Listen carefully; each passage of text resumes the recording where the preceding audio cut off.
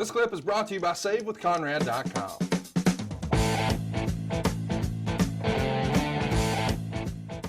Talk to me a little bit about when you see them back with Crockett.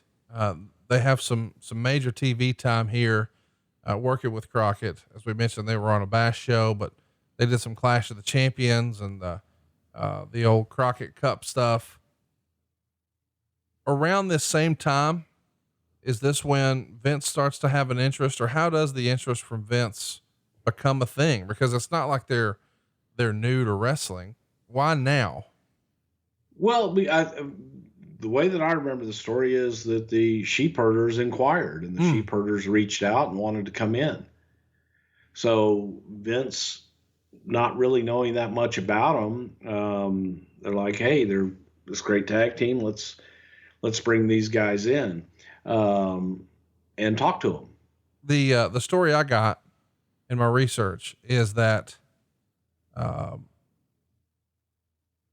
Luke checks his phone at home for voicemails. This is different. Of course, this is not when everybody could just send an email or a text or a DM, but he checks his calls at home, and he had a call from someone named Pat. Was Pat a big Bushwhacker supporter? Yeah, he was. He definitely was. He loved their style and thought that they were very unique. I guess the reason I'm asking about them here specifically is, as far as you know, did you have some sort of creative in mind for, here's what we'd like to do with these guys? Or was it more of, hey, we're in a war and these guys are on TV for somebody else. Let's get them.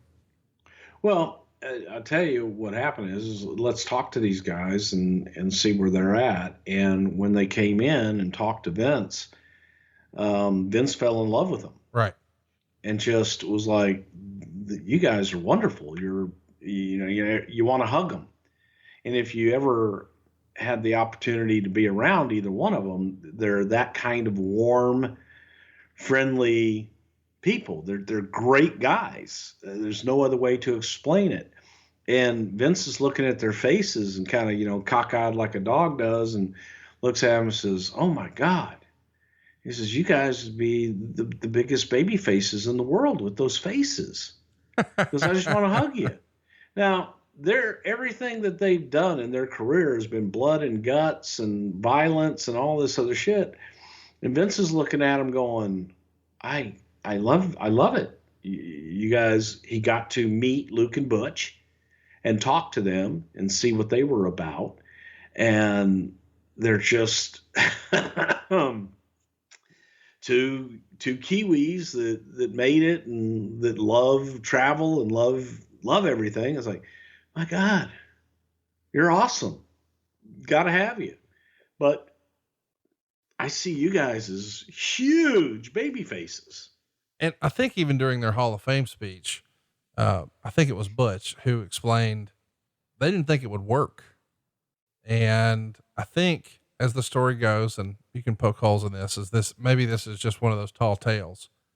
Supposedly, Butch jumps up on the table in the middle of this meeting with Vince and screams, "If you can make these faces babyface, go for it," pointing to their scarred up mugs, because they've been blood and guts wrestlers. So their forehead looks like a Rand McNally map.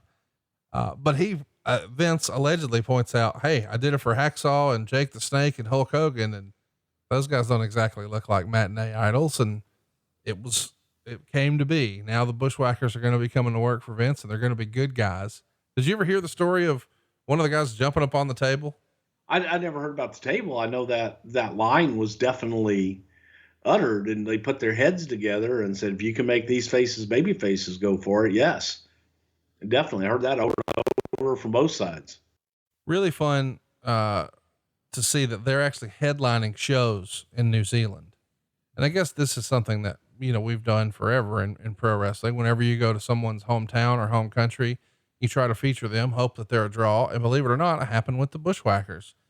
You guys go to New Zealand and the Bushwhackers are on top, getting wins over the Nasty Boys. That's a pretty cool deal. Had to make the guys feel good, right? To be in their home spot doing that. Oh, absolutely. And they were big names. They were big deals. They did all the promotion. It's their coming home. So they had been big stars in New Zealand before they took off on their trek to go to America and conquer the world. So the New Zealanders and was one of their own making it big. And they were huge stars in the U.S. They were huge stars on the card. So it made perfect sense for them to headline in New Zealand. Hey, it's Conrad Thompson. Thanks for checking out the podcast here on YouTube. Be sure to hit the subscribe button and the notifications bell so you get a notice anytime we upload some new content. And go save yourself some money right now. If you're in a 30-year loan or you have credit card debt, it's not a matter of if I can save you money. It's a matter of how much. Find out right now for free at SaveWithConrad.com.